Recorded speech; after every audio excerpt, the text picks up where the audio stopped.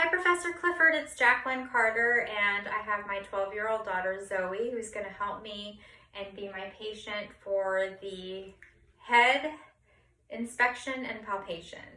So right off the bat, I'm looking at her hair, and I'm going to check for texture, pattern, and distribution. And looking at her hair, I don't see any bald spots, so I'll be checking for balding. And the texture is even and the distribution is even and the pattern looks normal to me. Do you have any issues with your hair? No. So looking at the size of her head size looks normal for her body, and I'm going to go ahead and palpate her temporal arteries. So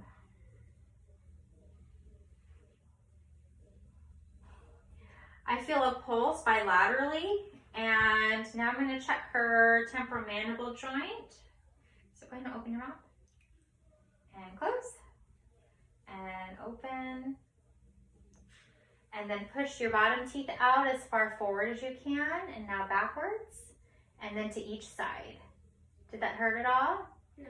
So in assessing her TMJ, I'm looking for crepitus and listening for clicking.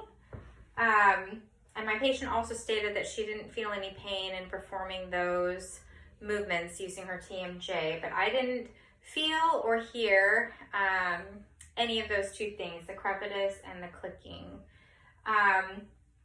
And now I'm going to check the symmetry of her face. So looking at her eyebrows, they're symmetrical, and the top of the eyelid and the bottom of the eyes are symmetrical. Her nasolabial folds are not as pronounced as some individuals, but just looking at them right now, and as she was smiling earlier, they're pretty symmetrical, and her mouth is symmetrical as well. There's not one side that's drooping down. And one of the reasons why we assess for drooping on either side of the face is that it signals cerebral palsy, Bell's palsy, or even a stroke.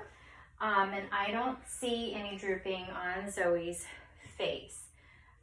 Looking at the skin coloration, there's no discoloration across the skin on her face. And throughout my assessment, I've been looking at the movements of her face, and she hasn't exhibited any signs of tics. So that concludes my inspection and palpation of Zoe's head for the HEENT skills checkoff. Thanks.